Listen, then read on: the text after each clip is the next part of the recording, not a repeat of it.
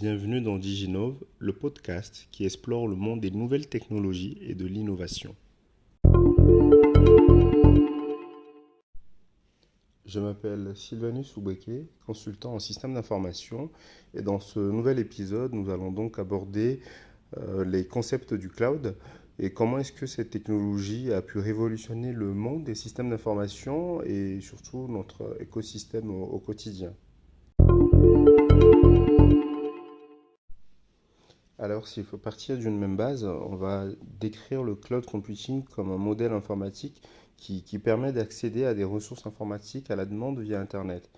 Plutôt que de stocker et de traiter les données localement sur des ordinateurs personnels, ou qu'on va appeler mode on-premise, le cloud computing offre la possibilité d'utiliser des serveurs distants, aussi bien pour le stockage, le traitement de l'information, les systèmes de calcul, l'accès aux données.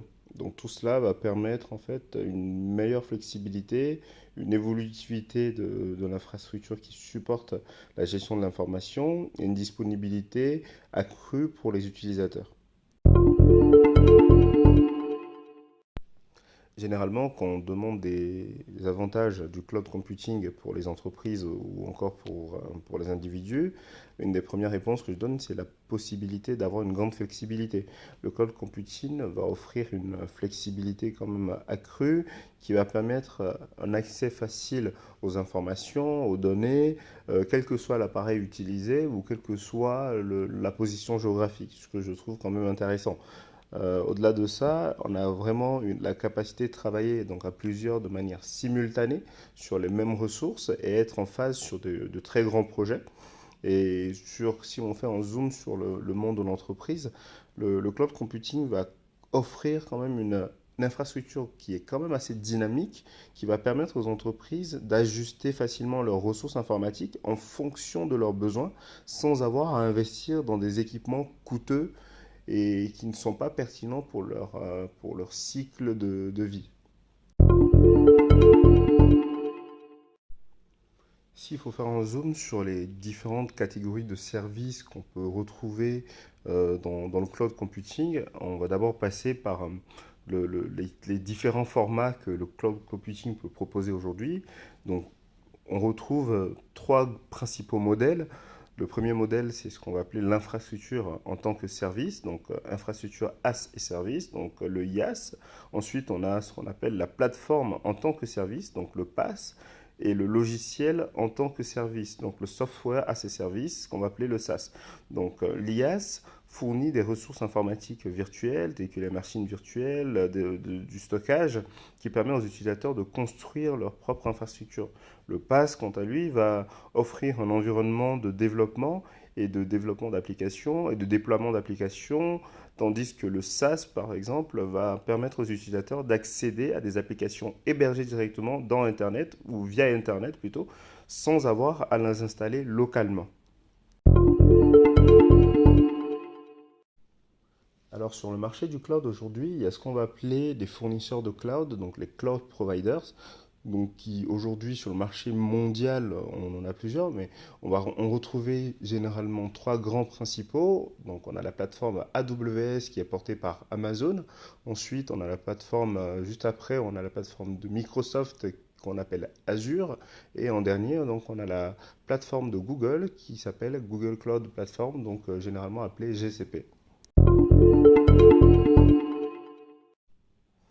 Généralement, autour des sujets qu'on va appeler Move to Cloud, les entreprises soulèvent une question essentielle qui revient énormément, c'est j'ai envie d'aller vers le cloud, mais euh, que va devenir mes données? Est-ce que c'est vraiment sécurisé, cette affaire est vraiment sécurisée?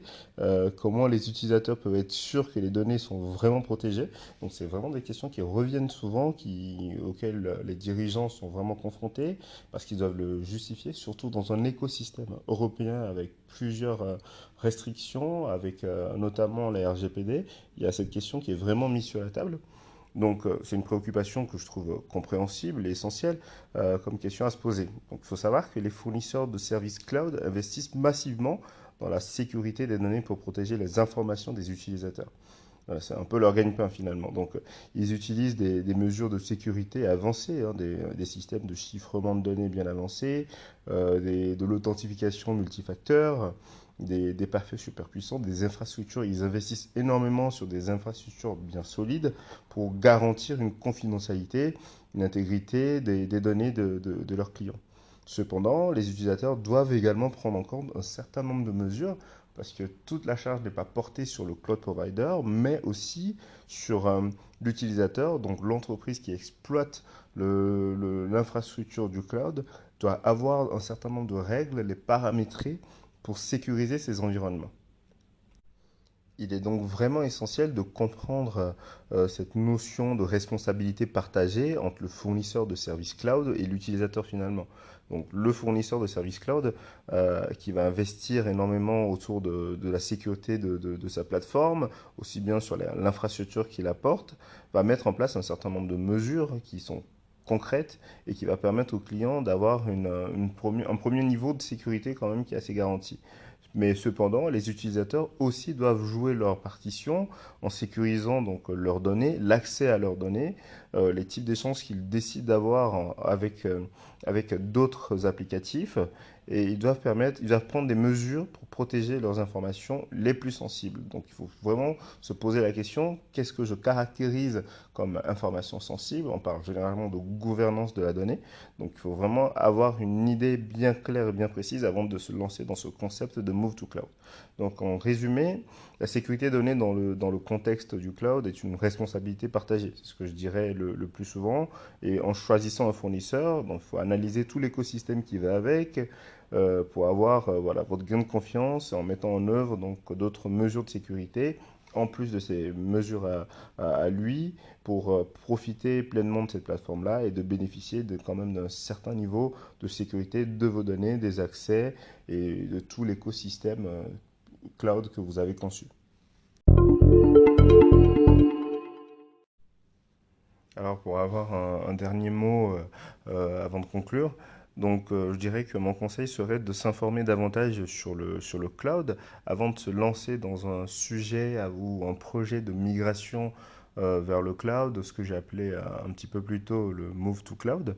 Avant de se lancer dans ce sujet-là, il faut prendre le temps de s'informer, de comprendre ce qu'il y a vraiment dans tout l'écosystème qu'on va aborder. Et je pense que ça fait partie d'un des premiers enjeux aujourd'hui des différents collaborateurs ou d'une entreprise. Le cloud offre un vaste, un vaste panorama de services, de possibilités et peut réellement simplifier la gestion applicative, la gestion de données, la gestion de l'infrastructure, donc la centraliser, la maîtriser. Mais avant de se lancer dans une telle aventure qui n'est pas facile du tout, il faut vraiment consulter les ressources en ligne, prendre en compte les différentes thématiques qui ont pu émerger, discuter avec des entreprises qui ont déjà peut-être lancé le pas ou qui sont dans le même secteur que vous, comprendre les difficultés auxquelles elles ont été confrontées et potentiellement pouvoir anticiper les vôtres. Donc, aussi prendre contact avec les fournisseurs de services cloud pour discuter avec eux, leur expliquer votre besoin et notamment demander des accompagnements à travers un certain nombre d'experts. Donc voilà un petit peu mon mot de la fin et ces quelques recommandations. Donc, c'était Sylvanus Oubeke au micro de Digino, votre podcast qui explore le monde des nouvelles technologies et de l'innovation. Nous espérons avoir apporté un certain nombre de points essentiels autour du cloud computing et nous espérons vous retrouver bientôt dans un prochain épisode où nous continuerons encore à explorer des technologies révolutionnaires et innovantes qui façonnent notre avenir. Donc, sur ce, on se dit à bientôt et merci beaucoup.